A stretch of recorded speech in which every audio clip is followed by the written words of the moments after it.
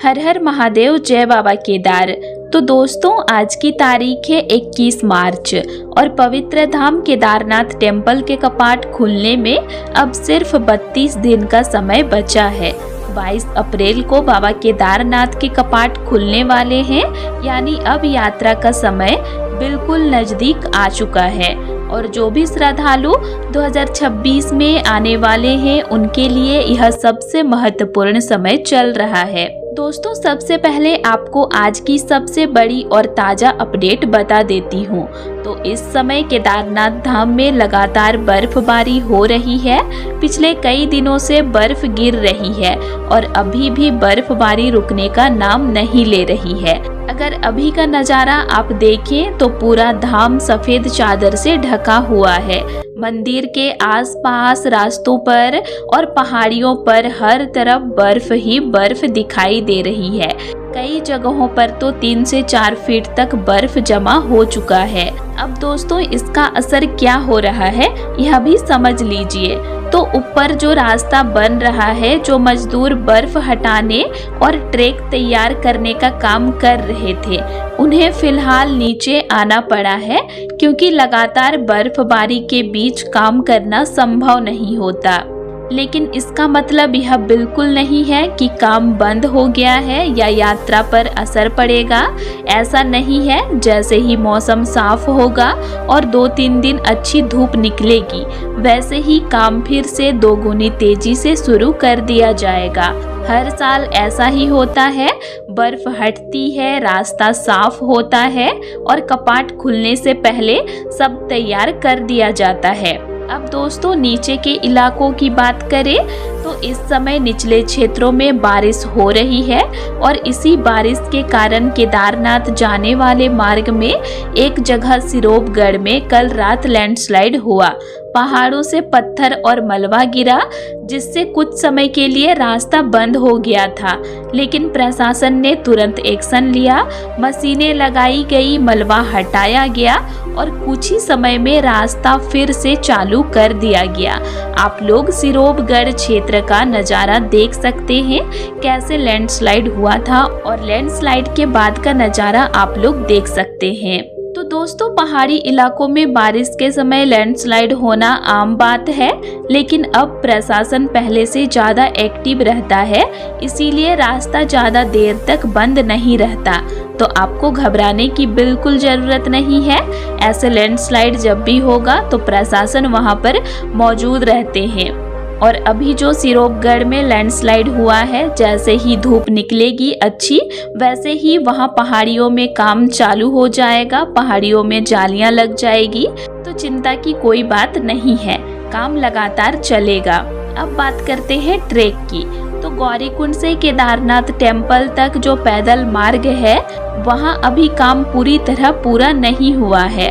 कुछ हिस्सा तैयार है, लेकिन कई जगहों पर अभी भी बर्फ जमी हुई है।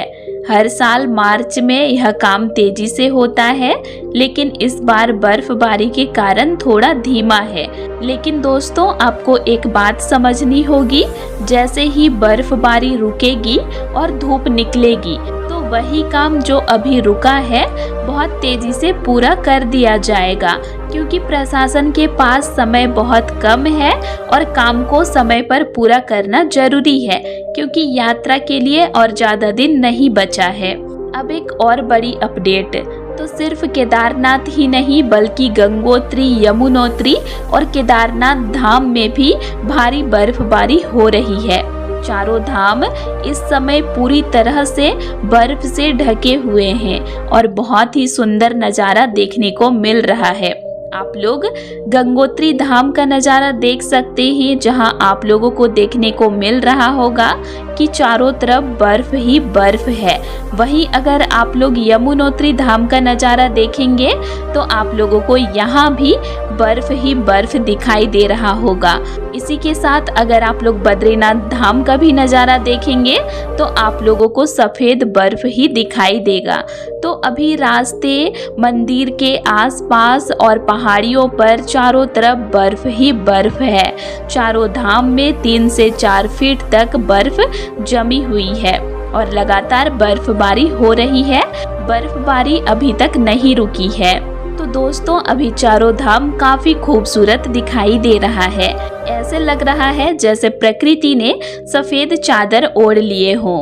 आप लोगों को मैं बता दूं कि 2026 में गंगोत्री और यमुनोत्री धाम का कपाट खुल रहा है 19 अप्रैल को, केदारनाथ धाम का कपाट खुल रहा है 22 अप्रैल को और बद्रीनाथ धाम का कपाट खुल रहा है 23 अप्रैल को। तो जो भी श्रद्धालु 2026 में यात्रा का प्लान बनाए हैं वो तैयारी में लग जाइए, क्योंकि ज़्यादा दिन नहीं बचा है। अब दोस्तों सबसे खास बात जो आपको जानना बहुत जरूरी है, तो जो भी श्रद्धालु अप्रैल या मई की शुरुआत में आएंगे उन्हें बहुत ही खूबसूरत नज़ारा देखने को मिलेगा, क्योंकि अभी जो बर्फ गिर रही है वह उस समय तक बनी रहेगी। तो आप लोगों को चारों धाम में, पहाड़ियों में, रास्तों के किनारों में बर्फ देखने को मिलेगा। तो नज़ारा तो काफ़ी खूबसूरत देखने को मिलेगा। जब आप गौरीकुंड से ट्रैक शुरू करेंगे, एक तरफ मंदाकिनी नदी बहती हुई दिखाई देगी, दूसरी तरफ बर्फ से ढके पहाड़ और ऊपर से ठंडी ठंडी हवा। पूरा रास्ता ऐसा लगेगा जैसे आप किसी अलग ही दुनिया में चल रहे हैं। वैसे ही आप लोगों को अन्य 3 धाम में भी लगेगा। कहीं कहीं रास्ते में बर्फ जमी हुई मिलेगी और अगर मौसम साथ दे तो हल्की हल्की बर्फबारी भी देखने को मिल सकती है। और जब आप केदारनाथ टेम्पल पहुंचेंगे तो आप लोगों को बहुत ही खूबसूरत मंदिर का नज़ारा देखने को मिलेगा। चारों तरफ बर्फ से ढके पहाड़ और बीच में मंदिर का दर्शन होगा। यह नज़ारा ऐसा होगा जिसे आप कभी नहीं भूल पाएंगे। अब दोस्तों तैयारी की बात कर लेते हैं। तो अभी आपके पास लगभग 1 महीना है, तो अभी से तैयारी शुरू कर दीजिए। रोज चलना शुरू करें, थोड़ा एक्सरसाइज कीजिए और अपना सामान पहले से तैयार रखिए। गर्म कपड़े जरूर रखें, अच्छे जूते पहने, रेनकोट साथ रखें और सबसे जरूरी घबराने की जरूरत बिल्कुल नहीं है। हर साल की तरह इस साल भी रास्ता तैयार होगा, सारी सुविधाएं चालू होंगी और यात्रा आराम से होगी। तो दोस्तों आप लोग अभी से अपनी तैयारी शुरू कर दीजिए और बाबा केदारनाथ के दर्शन के लिए मन से तैयार हो जाइए। इसी के साथ एक और जरूरी बात जो अक्सर श्रद्धालु ध्यान नहीं देते हैं, तो जब आप केदारनाथ टेम्पल की यात्रा पर आते हैं तो सिर्फ ऊपर का मौसम ही नहीं बल्कि पूरे रास्ते का मौसम अलग अलग हो सकता है। नीचे सोनप्रयाग या गौरीकुंड में आपको हल्की गर्मी या सामान्य मौसम मिल सकता है, लेकिन जैसे जैसे आप ऊपर की तरफ बढ़ते हैं ठंड अचानक बढ़ जाती है।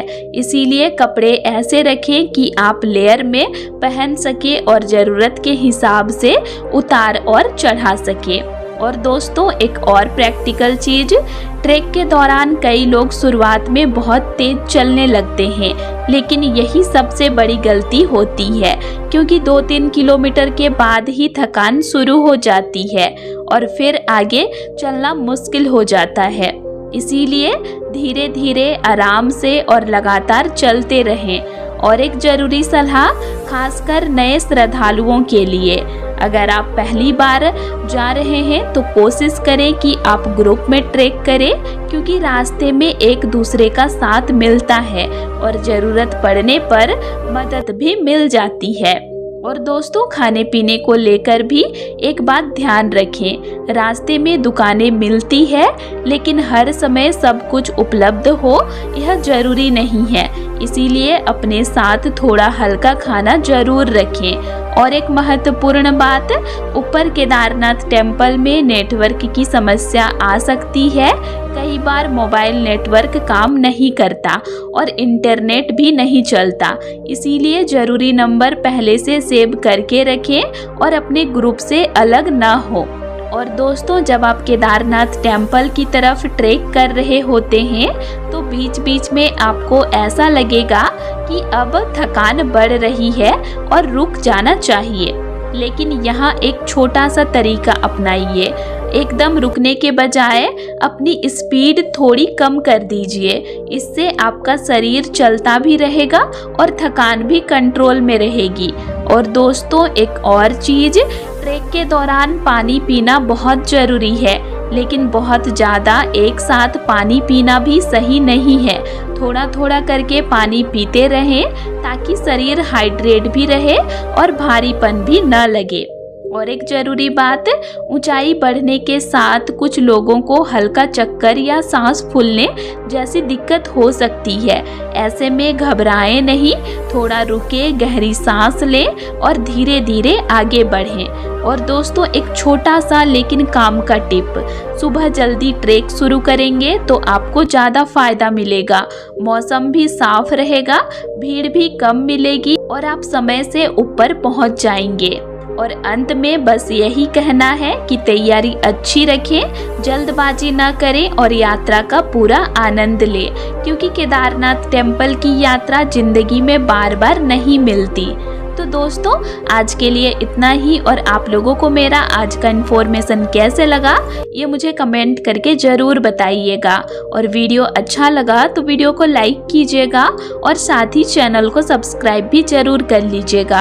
और अगर आप लोगों को केदारनाथ धाम से रिलेटेड और भी वीडियोस देखने हैं तो मेरे चैनल में अपलोड है, आप उनको भी देख सकते हैं। तो चलिए फिर मिलते हैं एक नई वीडियो के साथ। Thanks for watching.